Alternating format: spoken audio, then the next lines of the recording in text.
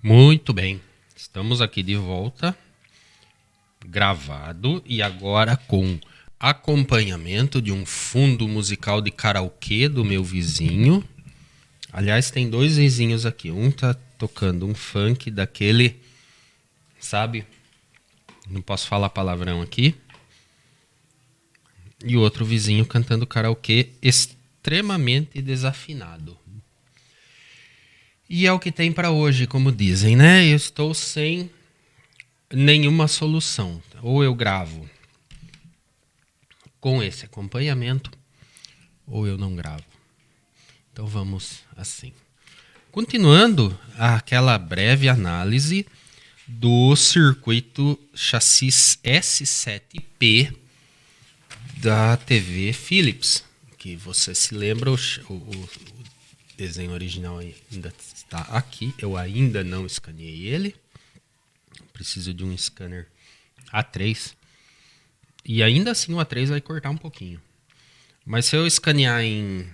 Tudo bem, se eu escanear em A4 ou em A3, eu posso juntar os pedaços depois e criar uma figura só, corrigir onde estão os furinhos e deixar o esquema disponível lá no nosso site, né? Hoje eu vou comentar com você sobre o setor de frequência intermediária e áudio dessa TV. Já tem coisas muito interessantes ali.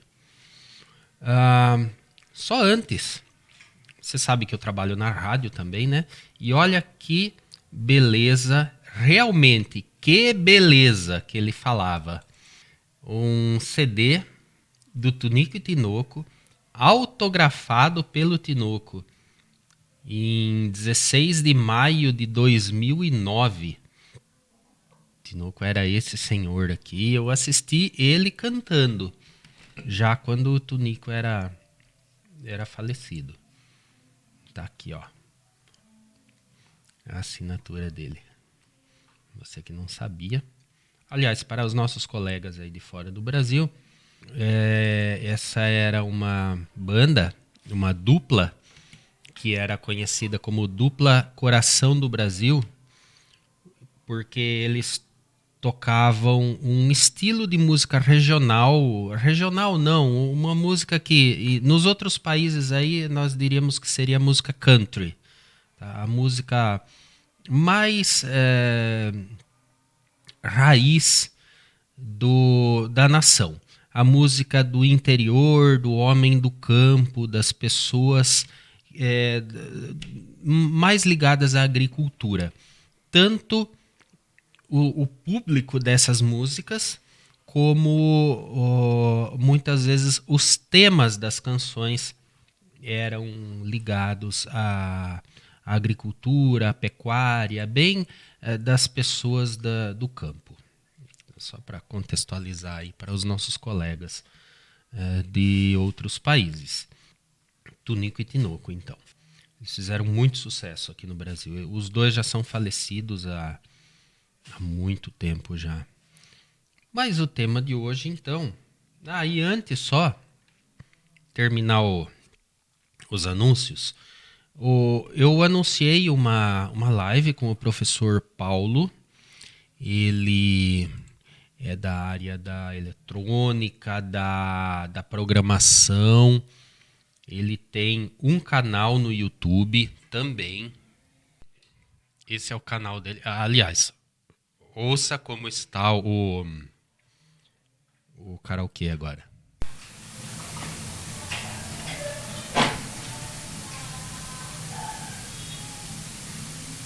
É isso.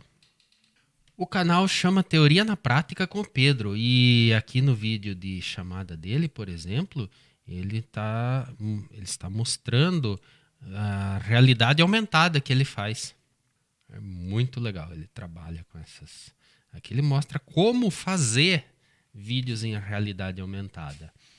Arduino trabalhando com realidade virtual, modelagem, robô. Esse robô aqui muito interessante, o robô que anda em cima de uma bola. Automação, enfim, coisas assim, muito interessantes. Mexe muito com robô também. Mas eu preciso informar que, por uma falha minha, eu esqueci que nessa terça-feira eu tenho um compromisso, não posso faltar. Então, esse bate-papo nosso será na quarta-feira, tá? Corrigindo então a data, será na quarta-feira. Lá na live já está o calendário correto. Mas vamos lá. O tema de hoje, então, é a frequência intermediária dessa TV e o amplificador de vídeo. Quer dizer, de som, quer dizer, todo o setor de som. Como eu disse no vídeo passado, essa TV usa o método de retirar a frequência intermediária de som do detetor de vídeo. Essa é uma das maneiras de se fazer, como eu citei. Podem ser totalmente independentes a frequência intermediária de som e de imagem.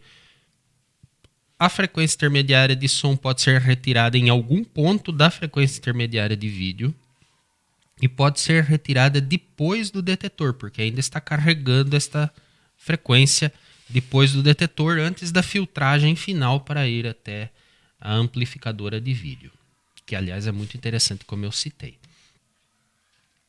Inclusive, geraram alguns comentários, né, sobre a necessidade da amplificadora de vídeo não ter capacitor de acoplamento na grade, nem capacitor de acoplamento na placa, pelo fato dela necessitar ter uma componente, uma referência de corrente contínua numa posição muito definida e não flutuante, como seria via capacitor.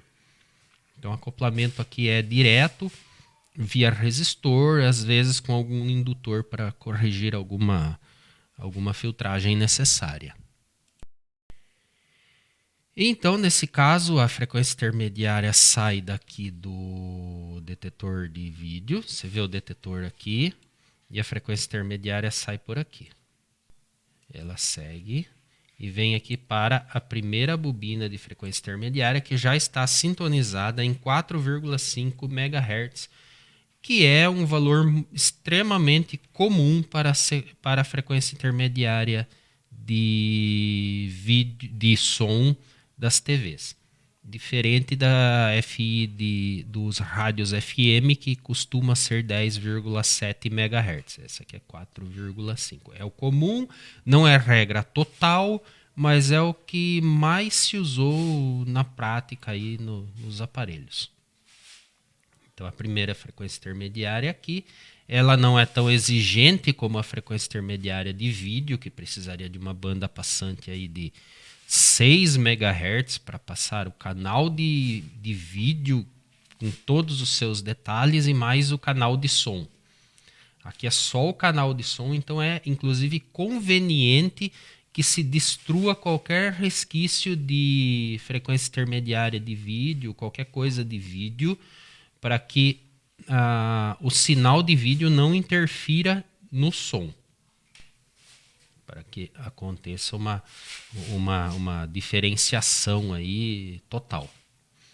Então, a primeira FI de som, você vê que não é nada diferente de uma frequência intermediária de um FM, até de um rádio AM. O único detalhe interessante, muito interessante, aliás, é que a amplificadora de FI de som é uma PCF80. Como eu disse, válvula tradicional de se usar no vertical das TVs e também como pré-amplificadora no som. E aqui ela é frequência intermediária, notando aí a performance dela. E mais interessante ainda, essa válvula, veja só, é a B13, a parte pentodo dela é frequência intermediária de vídeo e a parte triodo dela trabalha no conjunto do circuito de controle de ganho da FI de vídeo. Ou seja, o circuito de controle de ganho da frequência intermediária de vídeo é mais complexo do que o controle de ganho do som de um rádio. É mais complexo. Então tem um circuito, algo mais elaborado e às vezes válvulas dedicadas ao controle de ganho. E é o caso dessa TV. O triodo da PCF80, dessa PCF80, faz parte do circuito de controle de ganho. E o pentodo dela mesma faz parte da primeira frequência intermediária de som.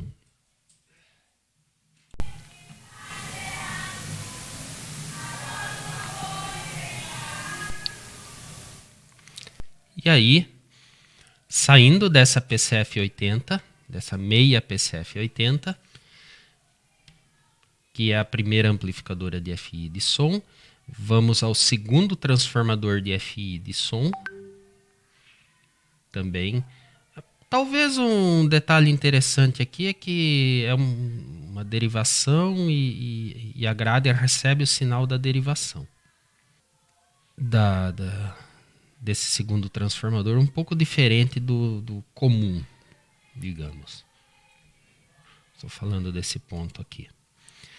Aí a segunda amplificadora de FI de som, que é também uma PCF80, meia PCF80, a parte pentodo, entrega para o circuito limitador. O que seria o limitador? É o seguinte, quando nós estamos tratando de AM, amplitude modulada, nós temos que tomar cuidado para não estragar os extremos, porque a modulação está na envoltória. Traduzindo, veja só, essa imagem da Wikipédia. Na modulação em AM, eu transporto o sinal na crista das ondas. Então eu tenho que tomar muito cuidado em não exagerar na amplificação da frequência intermediária, os circuitos de radiofrequência e a frequência intermediária, para não saturar esse sinal e eu destruo a informação. Não tenho mais a informação transitando aqui. Já no FM, eu não tenho esse problema. No FM, uma variação de amplitude não altera o sinal. Inclusive, se eu saturar a amplificação, se eu exagerar, e o meu sinal de FM deixar de ser uma senoide bonita e passar a ser algo meio quadrado, não traz grandes problemas para a demodulação, para a recuperação do sinal verdadeiro, a recuperação da informação. Por isso que no FM não é tanto problema, claro que todos os exageros são problemas, mas não é tanto problema eu exagerar um pouco, perder um pouco a linearidade do sinal, saturar um pouco o sinal, ter um pouco de distorção de fundo de escala, até porque depois da última amplificação de frequência intermediária já tem um diodo limitador que tem aqui um circuito de controle dele para, digamos, deixar todas as cristas do mesmo tamanho, mesmo que venha alguma interferência pelo caminho.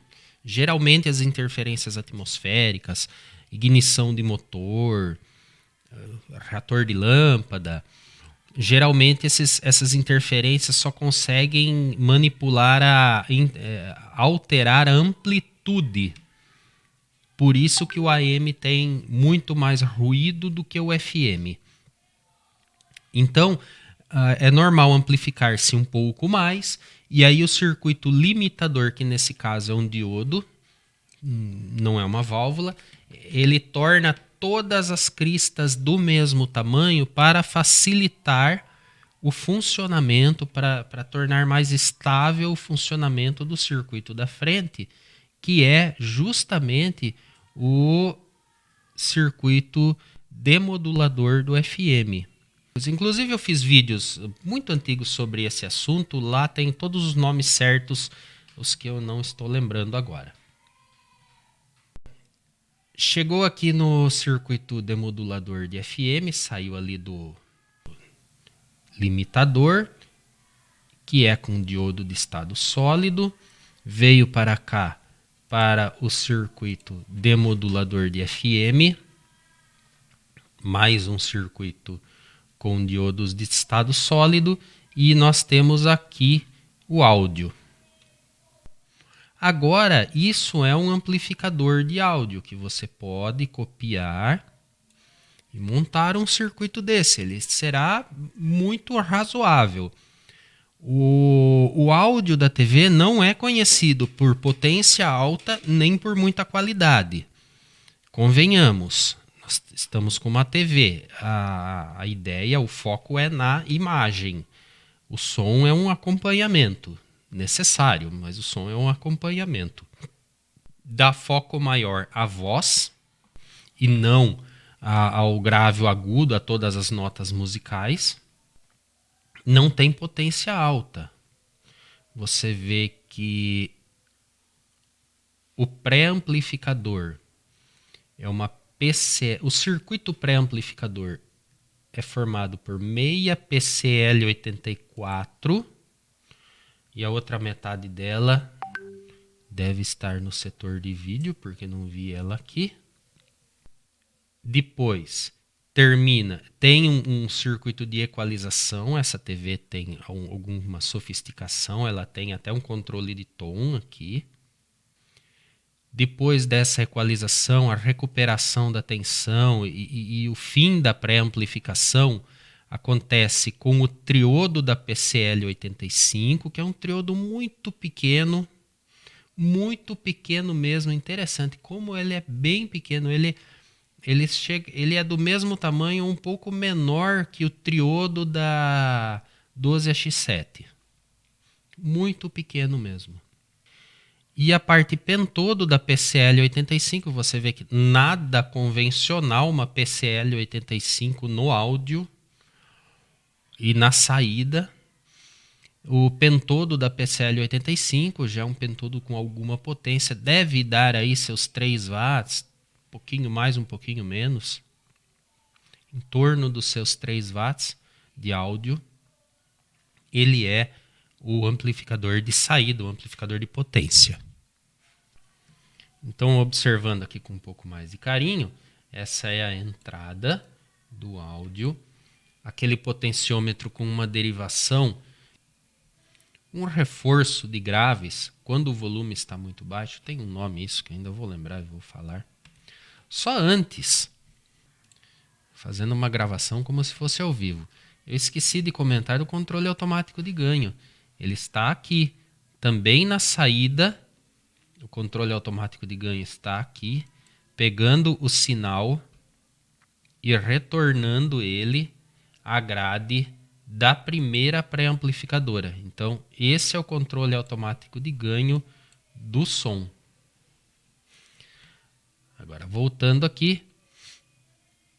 Então, temos um pequeno reforço de grave quando o volume está muito baixo, montado nesse setor. Também faz parte do circuito de realimentação. Você vê que tem uma realimentação aqui, o alto-falante está para o chassi e a saída do alto-falante segue esse caminho aqui. Segue esse caminho e vem para a realimentação, tanto na segunda pré-amplificadora, nesse caso vem no catodo da segunda pré-amplificadora. Então, esse sinal está sendo somado a esse, como indiretamente vindo aqui para a grade da primeira pré-amplificadora, e nesse caso o sinal entra aqui subtraindo. Aliás, esse circuito de reforço de grave nos volumes baixos, ele é razoavelmente comum em rádios de padrão mais alto. Aqueles rádio vitrola maiores costumam ter essa derivação nesse potenciômetro que é chato de encontrar para comprar nos dias atuais. O sinal, então, do detetor do FM, do demodulador do FM, entra na primeira pré-amplificadora. Dessa pré-amplificadora passa por uma pequena equalização muito leve. No caso, tem uma chave. Com a chave nessa posição, os agudos atravessam melhor o capacitor. Os graves são obrigados a passar pelo resistor. Um pouco dos agudos ainda é passado para baixo aqui. Capacitor em paralelo, a reatância capacitiva é menor, com frequências altas, então as frequências mais altas acabam passando aqui. Então, com a chave nessa posição, nós acabamos tendo aí não tanto amplificação de grave e uma amplificação um pouco maior de agudos, médio agudo. Com a chave na outra posição, nessa posição aqui, e aqui aberto, o que nós acabamos tendo? O áudio é obrigado a passar aqui por um capacitor e aqui por outro capacitor. Tudo isso entrega para a segunda pré-amplificadora, até para recuperar um pouco do que foi perdido aqui na equalização. Eleva a tensão ao nível necessário para a excitação da grade de controle da PCL85, e essa PCL85 fica na saída. Esse transformador aqui tem algum ponto que não foi utilizado. Você vê o ponto 3 aqui, não tem utilização. Talvez, provavelmente, porque é um transformador mais genérico, como era a linha de produção, provavelmente esse transformador era usado também em outros aparelhos, e conforme a válvula liga num ponto ou liga no outro ponto, e aí tinha um ponto sobrando. A tensão de alimentação vem aqui, já alimenta a grade supressora. Vem aqui para o transformador, que tem duas funções. Desse lado aqui, ele trabalha no áudio. E desse lado aqui, ele trabalha como choque de fonte. Interessante, a Telefunken também usou isso. Usar o transformador de áudio, uma parte do transformador de áudio como choque de fonte. E vem para a alimentação do pré-amplificador. E tem mais um potenciômetro aqui que pega o áudio da saída, da placa, da válvula de saída, e traz de volta para a grade da segunda amplificadora com um capacitor. Então isso me parece que é um controle de tom, um controle ativo de tom. Tudo leva a crer que seja um controle de tom, mas ativo, como está dentro do circuito de amplificação, faz parte da realimentação e entra no catodo da segunda pré-amplificadora. É um controle de tom aí mais elaborado. Então tem uma chave de tom que pelo frontal do aparelho seria voz e música. Então você deixa a chave numa posição, valoriza mais a voz, né? Valoriza mais os médios, e na outra posição tem uma amplificação mais linear para ouvir uma apresentação de uma orquestra, por exemplo. E aqui, nesse potenciômetro, realmente um controle de tom. E é esse o circuito por enquanto, mas não finalmente. Nós ainda temos que observar o circuito de controle automático de ganho do vídeo, o separador de sincronismo, todo o circuito vertical, todo o circuito horizontal dessa TV que nós nos propomos a dar uma olhada. E muito interessante, a TV analógica tem circuitos digitais. O circuito vertical, o amplificador vertical, tem um oscilador de onda quadrada. Tem circuitos osciladores, tanto vertical como horizontal. Tem controle da frequência de oscilação. Quer dizer, tem todo um aparato digital nelas para o controle da imagem, trabalhando harmoniosamente com os circuitos analógicos e a válvula. Então aguardem por mais informações interessantes aqui, por mais conhecimento. Vou ficando por aqui. Lembre-se que nós temos o nosso curso de eletrônica valvular, dando foco nos amplificadores. E estamos trabalhando para a finalização do curso de rádio valvulado, sendo que essa semana eu gravei a sintonia ou a calibração da frequência intermediária utilizando instrumental como gerador de RF e osciloscópio. Um grande abraço e até a próxima.